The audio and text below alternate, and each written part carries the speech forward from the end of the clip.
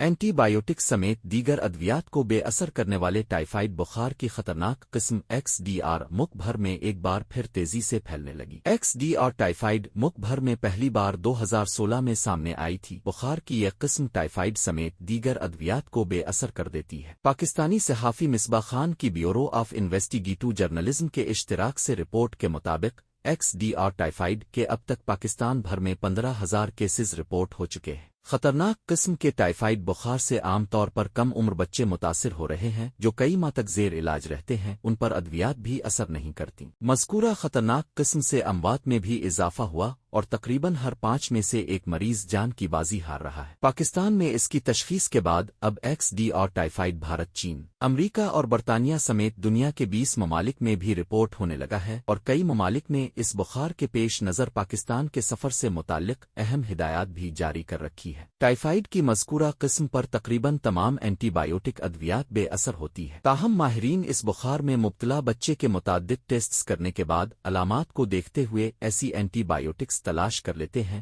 جو اس بخار پر آہستہ اثر انداز ہونے لگتی ہے۔ ٹائیفائڈ کی مذکورہ قسم کی تشخیص بھی پاکستان بھر میں ایک سنگین مسئلہ رہی ہے، اور خصوصی طور پر دیہی علاقوں اور چھوٹے شہروں میں اس کی تشخیص مشکل ہوتی ہے، کیونکہ وہاں پر لیبارٹریز کا فقدان پایا جاتا ہے، جبکہ مہنگائی کی وجہ سے بھی لوگ اس کے ٹیسٹس نہیں کرواتے۔ ماہرین صحت نے XDR ٹائیفائڈ کے بڑھنے اور مزید خطرناک بننے کے خطرات سے آگاہ کرتے ہوئے اس پر قابو پانے کے لیے خصوصی اقدامات کرنے کی سفارش بھی کی ہے۔